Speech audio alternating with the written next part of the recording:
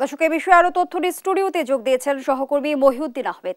মহিউদ্দিন, স্বাগত জানাচ্ছি আপনাকে। যেমনটি আমরা প্রতিবেদনে দেখছিলাম যে সিটিএসবির অতিরিক্ত ডিআইজি রফিকুল ইসলাম শিমুল অবৈধ সম্পদের পাহাড় গড়েছেন। একটু জানতে চাই কি পরিমাণ সম্পদ তিনি গড়েছেন আর দুদক কি কি বিষয়ে তথ্য চেয়েছেন। আসলে দেখেন, পুলিশ হচ্ছে আমাদের একটা গর্বিত বাহিনী। মহান মুক্তিযুদ্ধে তাদের অনেক ভূমিকা ছিল।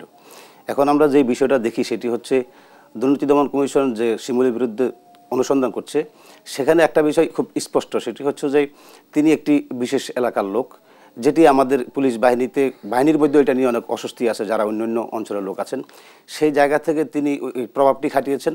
একই সঙ্গে তিনি পাবনাতে এসপি ছিলেন। যখন একজন এসপি মানে তিনি আসলে ওই এলাকার সব কিছু দেখাশোনা করেন, তার দায়িত্বে পড়েন। তিনি এই সুযোগগুলো কাজে লাগিয়েছেন। তারপরে এখন এসে তিনি দায়িত্বে আছেন সিটিএসবিতে। এটা একটি বড় এলাকা, অনেক ইনভেস্টিগেশন করতে হয় এখানে থেকে। সেই জায়গা থেকে মনে হয়েছে তিনি পুরোপুরি ক্ষমতার অপব্যবহার করেছেন, করে তিনি যে সম্পদ গড়েছেন।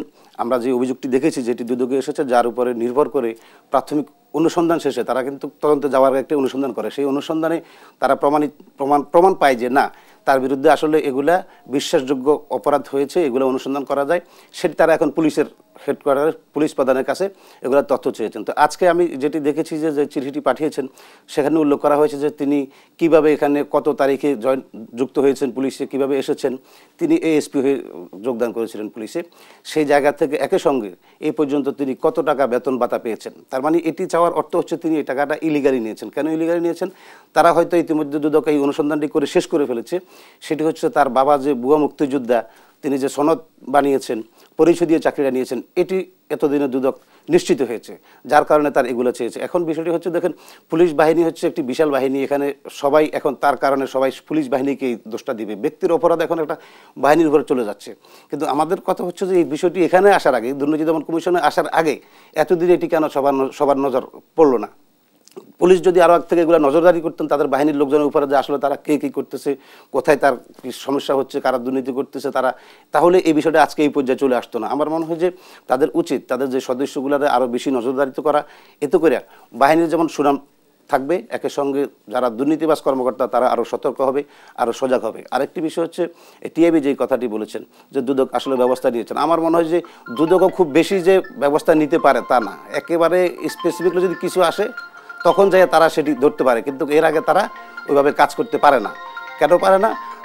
তাদেরও স্বাধীনতা, যেই স্বাধীনতা দেওয়া হয়েছে ওই মূল স্বাধীনতা তারা কিন্তু ব্যবহার করতে পারে না। ব্যবহার করতে না পারার কারণে এইভাবে আস্তে আস্তে তিনি আজকে 1000 কোটি টাকার মালিক হয়েছেন।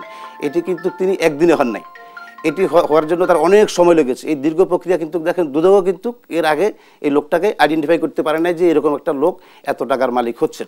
কিন্তু মহিউদ্দিন আহমেদ, আপনি বলছিলেন যে আসলে ব্যক্তির অপরাধের জন্য পুরো বাহিনীকে দোষারোপ করা হচ্ছে, কিন্তু আমরা কিন্তু সাম্প্রতিক সময়ে দেখছি যে সরকারি কর্মকর্তাদের অনিয়ম এবং দুর্নীতির প্রবণতা বেড়ে যাচ্ছে।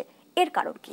এর ওই একটি কারণ, সেটি হচ্ছে আমাদের দুর্নীতি দমন কমিশন একটি মাত্র সংস্থা আমাদের, যে সংস্থাটি সরকারি কর্মকর্তাদের দুর্নীতি অনিয়ম নিয়ে কাজ করে। সেই সংস্থাকে যে ক্ষমতা দেওয়া হয়েছে আইনিভাবে, তারা সেই ক্ষমতাটা সঠিকভাবে ব্যবহার করতে পারে না। এটি কেন করে না, নানান প্রশ্ন আছে।